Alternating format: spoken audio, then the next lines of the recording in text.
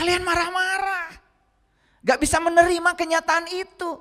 Kenapa? Karena tidak tahu gambar Allah. Tidak tahu rencana Allah.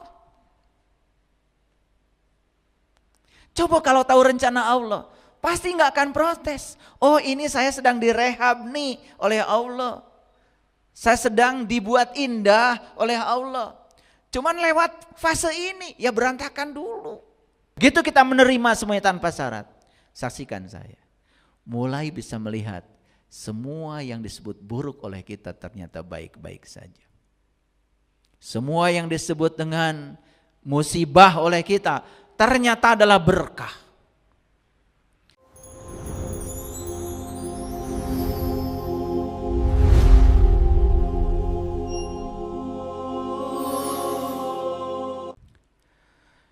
Bismillahirrahmanirrahim. Assalamualaikum warahmatullahi wabarakatuh. Salam sejahtera untuk kita semua. Om Swastiastu, Namo Buddhaya, salam kebajikan, Sampurasun. Rahayu Sagung Dumadi. Semoga seluruh makhluk hidup di semesta ini, baik yang kelihatan maupun yang tidak kelihatan, yang berwujud maupun yang tidak berwujud, yang kasat mata maupun yang tidak kasat mata, di setiap ruang dan waktu, di semua tingkatan, semoga mereka senantiasa berbahagia dan bebas dari segala penderitaan. Semoga kita semua selalu menjadi sumber cinta, sumber sukacita, sumber keberkahan, sumber kedamaian, sumber ketentraman, sumber ketenangan bagi semua makhluk dimanapun mereka berada. Kalau kita sudah menjadi sumber cinta, sumber ketentraman, maka kemanapun kita pergi akan berkelimpahan berkah. Karena kehadiran kita akan dirindukan oleh semua makhluk, baik yang kelihatan maupun yang tidak kelihatan. Jadi mulailah dari sekarang belajar berdoa itu lebih umum, lebih luas, lebih universal. Ya, berdoa itu jangan cuma mendoakan golongan kita saja, doakan seluruhnya. Bahkan jika perlu doakan semua makhluk di planet lain, karena kita juga tidak tahu. Karena kita selama ini kan berpikirnya sempit, menganggap seakan-akan kehidupan itu di bumi kecil ini aja. Padahal di galaksi Bima Sakti saja, yang kayak bumi ini, planet kayak bumi, itu sekitar 250 miliar buah di satu galaksi. Apalagi galaksi jumlahnya miliaran. Sampai sekarang ilmuwan itu belum bisa menemukan teleskop yang bisa mendeteksi ya luasnya alam semesta. Kita tahunya bumi aja. Ya, bumi juga tahunya Bandung aja. Betul enggak? Bandung juga tahunya Cicadas aja. Betul enggak? Jadi betapa sempitnya pengetahuan kita. Saya kadang-kadang sering bertanya, pernah jalan-jalan kemana aja di Indonesia? Coba, 34 provinsi aja di Indonesia. Siapa yang sudah menjelajahi 34 provinsi? Belum. Provinsi Jawa Barat itu ada berapa kabupaten? Coba. Satu kabupaten aja ada berapa kecamatan? Betul enggak? Ya, itulah. Tapi karena kita tidak sadar menganggap bumi yang kecil, debu kecil yang terapung-apung di semesta ini, tempat kita hidup itu seakan-akan segalanya. Karena kita tidak punya pengetahuan yang luas tentang astronomi. Makanya saya sering bertanya, kalau kiamat itu hancurnya alam semesta, pertanyaannya yang mana? Bumi? Kalau bumi ini hilang dari konstelasi astronomi alam semesta, gak mengganggu yang lain. Dan bumi ini juga pendatang baru kok. Bumi ini pendatang baru. Bumi dengan matahari aja beda umur itu. Matahari itu sudah diperkirakan 12 miliar tahun. Bumi kita ini baru 6 miliar tahun. Bumi dengan matahari aja tidak bareng-bareng lahirnya itu. Dan sebetulnya ya, saat kita sekarang sedang ngaji ini, di tempat lain mungkin saja sedang tercipta planet-planet baru. Cuman karena kita nggak tahu saking luasnya, sehingga kita tidak pernah bisa membicarakan. Makanya kalau para astronom, ya, saya punya banyak kolega astronom yang setiap hari terus aja menggunakan teleskop untuk memandang benda-benda langit. Mereka selalu menemukan temuan-temuan baru, selalu menemukan benda-benda langit baru. Jadi artinya ya, betapa dinamisnya proses penciptaan itu. Ya. Jadi kiamat yang sebenarnya itu kan dari kata qiyam. Qiyam itu artinya bangkit. Ya udah, enggak usah memikirkan kiamat hancurnya alam semesta. Pikirkan aja, saya mau bangkit kapan gitu. Ya toh? Kan kita tahu ekonomi kita terpuruk, kapan sih mau bangkitnya? Ya, hidup serba kekurangan, kapan atau mau bangkit supaya berkecukupan? Ilmu kita masih itu-itu saja, ilmu yang usang, yang tidak menolong kita. Yuk bangkit, belajar ilmu-ilmu baru. Semoga dengan ilmu baru, kesadaran kita baru, kehidupan kita baru, ya kan? Pemikiran kita baru. Masa hari ini aja hari baru, masa kita mau hidup di masa lalu? Itulah pentingnya dinamika ya, pentingnya dinamika. Oleh karena itu kita bersyukur hari ini kita masih diberi kesempatan untuk belajar di hari baru ini. Semoga proses belajar kita hari ini membawa berkah untuk kehidupan kita, mengubah kesadaran kita, meningkatkan kualitas hidup kita. Ya, jadi hidup itu bukan sekedar berkembang biak, tapi harus berkembang baik. Ya. Karena ciri hidup begitu, ya, dinamis. Oleh karena itu mari kita bersyukur kepada Allah atas izinnya hari ini kita bisa belajar. Mari kita puji Dia bersama-sama membaca hamdalah. Alhamdulillahirabbil alamin.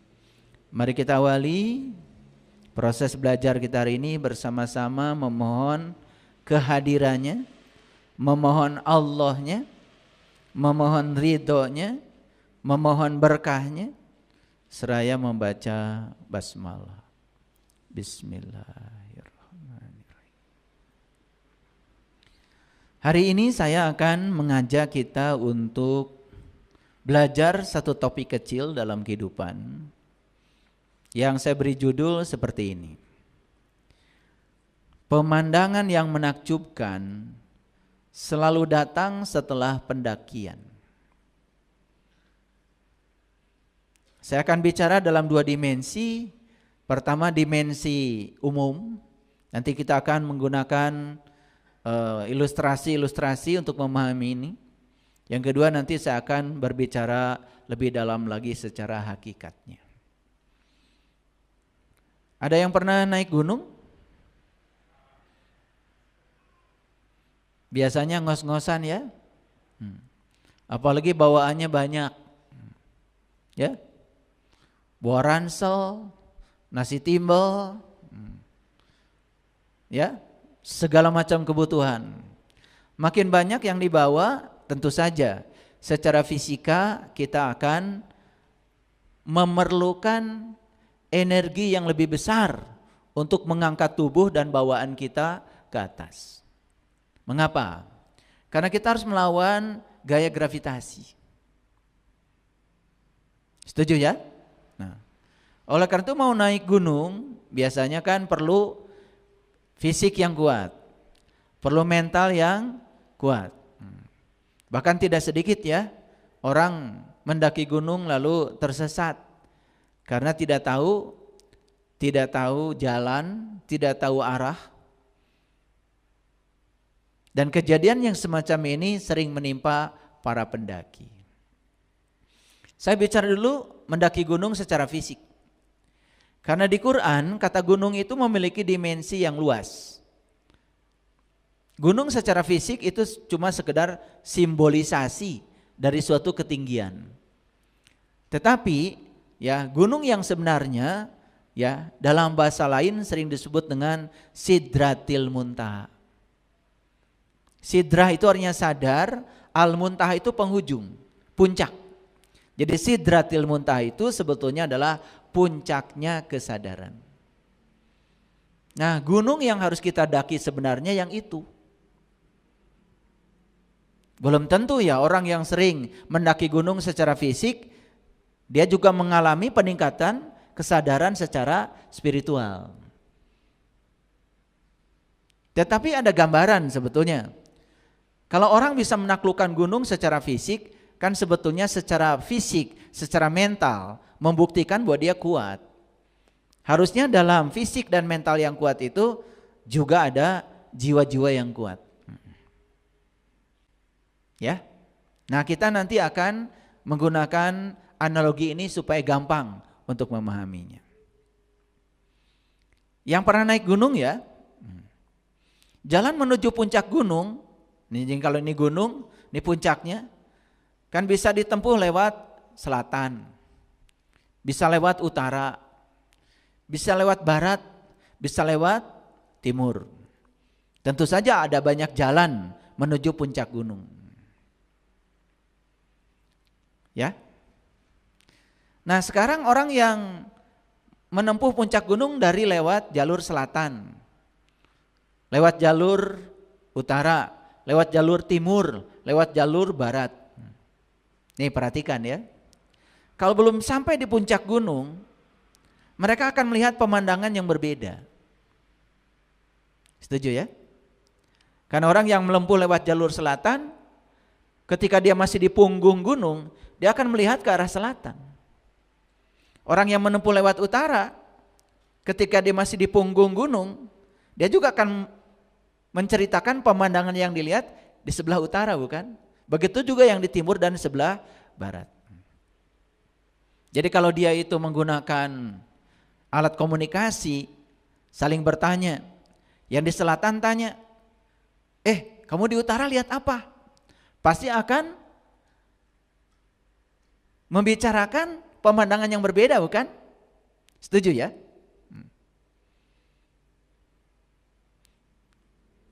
Perlu gak kira-kira berdebat? Perlu?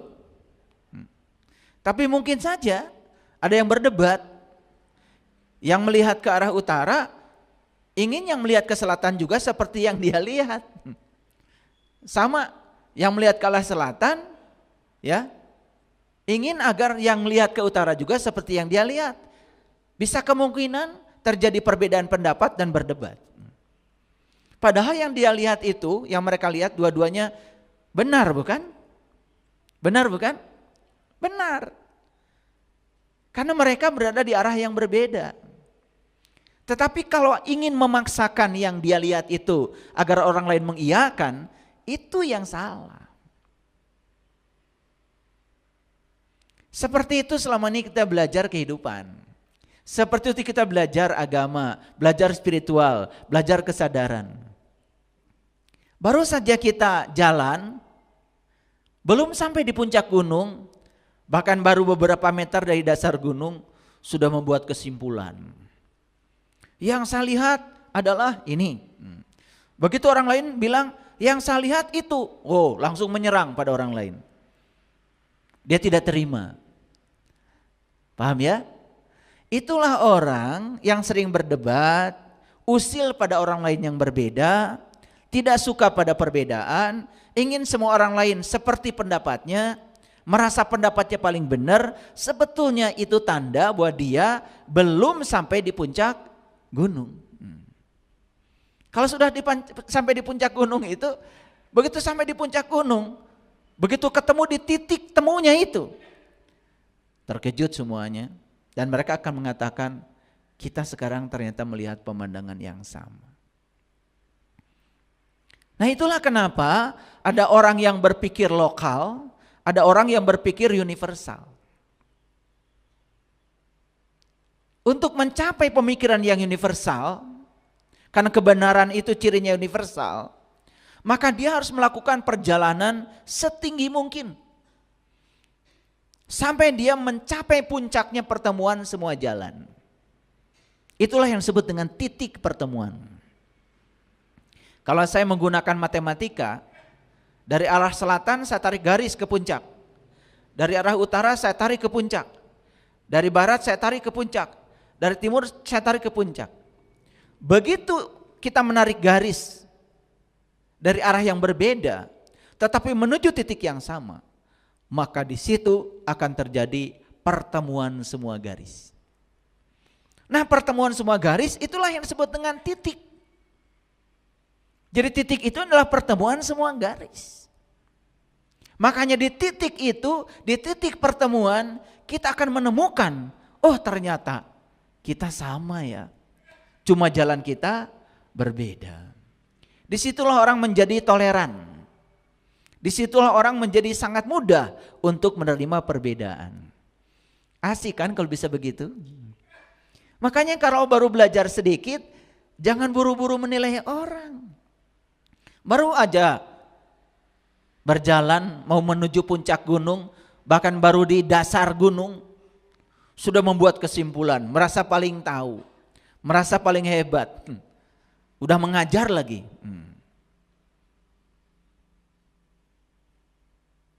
Akibatnya apa yang diajarkan? Yang diajarkan bukan sesuatu yang dia alami, tapi yang diajarkan yang dia ketahui. Itu pun hanya tahu dari apa kata orang, disampaikan lagi. Nah, kedangkalan yang semacam ini yang membuat begitu mudahnya orang terjebak dalam perpecahan.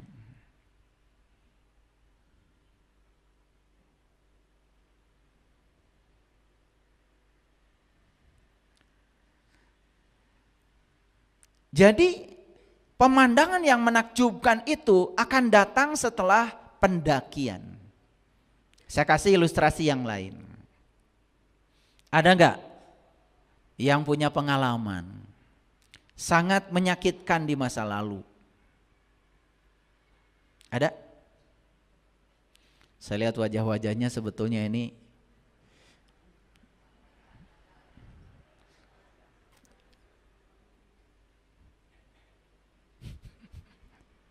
ya? Oke. Dulu waktu mengalami peristiwa itu, mungkin kita mengatakan, wah itu musibah. Tapi setelah belajar sedikit-sedikit kesadaran, dikit-dikit aja. Apalagi menyadari, ternyata hari ini saya tidak akan menjadi saya yang hari ini kalau saya tidak melewati fase itu di masa lalu. Dan tidak ada satu fase pun di masa lalu yang bisa kita potong.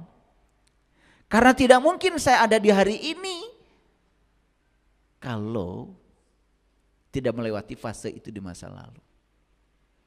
Nah, dengan kesadaran itu kemudian melihat, oh ternyata yang disebut buruk oleh saya dulu bisa jadi di kesadaran yang baru kita mengatakan, wah itu berkah. Kalau saya tidak digitukan, gak mungkin saya menjadi saya yang hari ini. Ada gak? Kira-kira ada? Ah, kalau saya lihat wajah-wajahnya ini ada. Kapan kita bisa mengatakan yang dulu buruk hari ini menjadi baik dalam sudut pandang kita? Tepat saat kita sudah mendaki. Tapi pendakian ini bukan pendakian ke gunung. Kita mendaki kesadaran demi kesadaran. Ya. Waduh. Kalau suami saya bukan itu, gak mungkin saya punya kesadaran seperti ini. Padahal dulu ya, sedikit-sedikit mengeluhkan suami, sedikit-sedikit mengeluhkan pasangan. Dulu tidak pernah tahu rencana Allah. Setelah tahu rencana Allah, oh ternyata semua adalah rencana Allah ya. Nah, di tempat yang lebih tinggi, di kesadaran yang lebih tinggi, kita akan selalu bisa melihat pemandangan yang menakjubkan. Ternyata pasangan yang selama ini kita keluhkan itu, dia adalah orang hebat, guru hebat yang dihadirkan semesta untuk membawa saya menjadi seperti saya yang hari ini. Ada yang gak mengeluhkan dulu orang tuanya galak, orang tuanya gampang marah, salah sedikit baca Al-Quran dipukul, ya, boros sedikit, ya jajan dimarahi, ada gak? Mungkin saat itu kita menganggap orang tua saya galak, orang tua saya kejam. Tapi di titik tertentu akan ada satu kesadaran, oh ternyata ya, semua yang dilakukan oleh orang tua pada saya itu adalah cinta kasih orang tua demi masa depan saya. Dan kalau saya tidak diperlakukan gitu oleh orang tua, belum tentu saya sesukses saya hari ini. Pernah ada kesadaran begitu? Nah itulah. Makanya kalau kita pergi ke rumah orang dan rumahnya sedang direhab, becek, berantakan, kotor, amburadul, berani gak kita mengatakan, ih rumahnya bapak ini, ibu ini jelek banget, berantakan lagi. Berani gak? Kenapa gak berani? Karena tahu kalau rumah itu sedang direformasi, sedang direhab. Betul gak? Begitu lihat gambar, rencana gambarnya, oh nanti bakal begini nih rumah ini. Kita tidak marah dan sama sekali kita juga tidak membicarakan rumah bapak anu, ibu anu jelek karena sedang proses rehab. Bahkan begitu lihat gambarnya, oh seperti ini ya nantinya, indah banget gitu kan. Ada gak orang lihat rumah orang lain sedang direhab marah-marah? Ada? Kenapa? Karena tahu rencananya. Karena dia tahu rencananya. Rumah ini rencananya akan seperti itu. Nih, ada gak orang yang hidupnya berantakan? Ekonominya berantakan, keluarganya berantakan, hubungan keluarganya berantakan, bisnisnya berantakan, tubuhnya sakit-sakitan, oh pokoknya berantakan semua. Marah-marah enggak? Kalian marah-marah, gak bisa menerima kenyataan itu. Kenapa? Karena tidak tahu gambar Allah, tidak tahu rencana Allah. Coba kalau tahu rencana Allah, pasti gak akan protes. Oh ini saya sedang direhab nih oleh Allah. Saya sedang dibuat indah oleh Allah.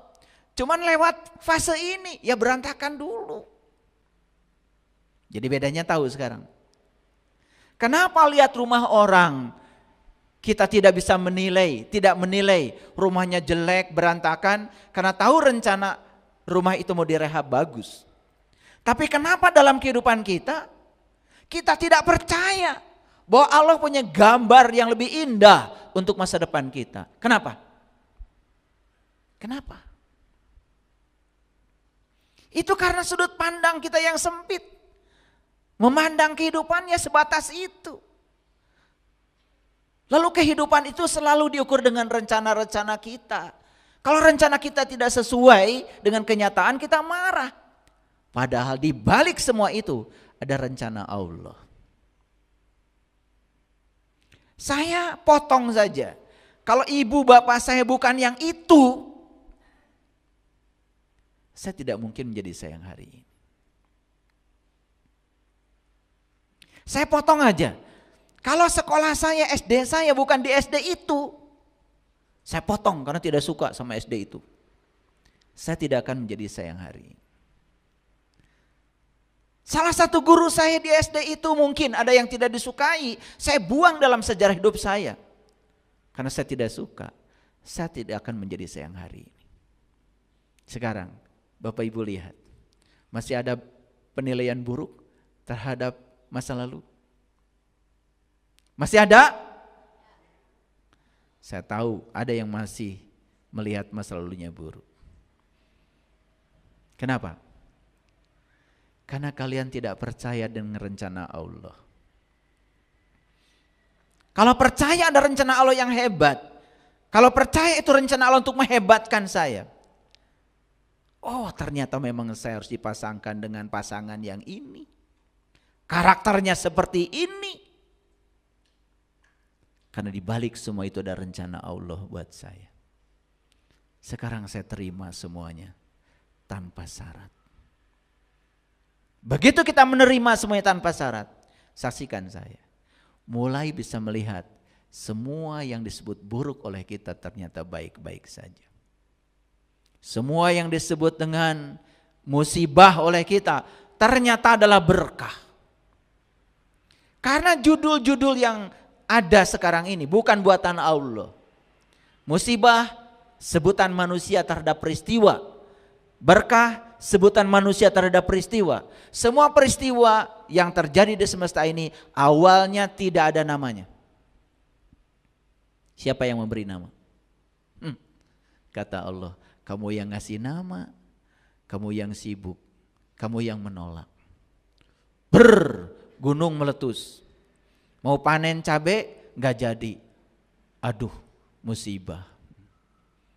2-3 tahun ya, karena pasirnya berlimpah, dijual bertruk-truk ke kota untuk jalan tol. 1 truk pasir aja berapa itu? Padahal cabai yang hilang cuma berapa pohon. Sekarang diganti dengan truk hasil letusan Gunung Merapi yang truk-trukan gak habis-habisnya dikeruk terus. Sekarang berubah pikiran. Oh ternyata kalau gunung api ini tidak meletus, saya tidak akan dapat berkah. Kata Allah, lu yang ngasih judul. Dulu bilangnya musibah, sekarang judulnya jadi ganti berkah. Dasar manusia. Karena kita tidak pernah melihat rencana Allah yang hebat itu. Kita melihatnya dari sudut pandang yang sempit. Itu yang membuat manusia sering protes. Gampang protes. Gitu enggak kalian? Gitu apa tidak? Saya selalu percaya. Kalau saya bicara judulnya ini, pasti yang datang hari ini cocok dengan judul ini. Selalu percaya saya. Itulah la haula wala quwata illa billah. Percaya saya. Karena saya kalau berdoa juga sama Allah, ya Allah, jangan izinkan aku menyampaikan ilmu kepada mereka yang tidak butuh. Kalau engkau mengizinkan, hadirkan orang-orang yang butuh apa yang aku bicarakan. Karena saya tidak mau jadi orang zalim. Menyampaikan ilmu kepada yang tidak butuh itu suatu kezaliman kata Nabi. Menahan ilmu dari yang butuh juga suatu kezaliman. Karena saya tidak mau terjebak kezaliman, makanya saya selalu setiap saya mau menyampaikan kajian seperti ini, ya, di dalam batin saya ada satu permohonan. Permohonannya hadirkan orang-orang yang butuh saja. Jadi saya percaya yang datang ke sini itu yang butuh dan judulnya pasti cocok.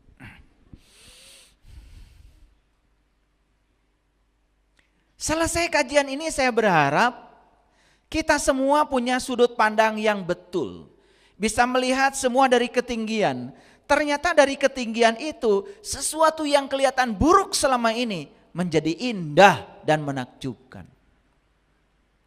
Hadirin, tidak ada di ruangan ini orang yang bisa mengubah masa lalu. Karena masa lalu sudah lewat dan tidak bisa diubah. Tetapi sudut pandang kita terhadap masa lalu bisa diubah hari ini.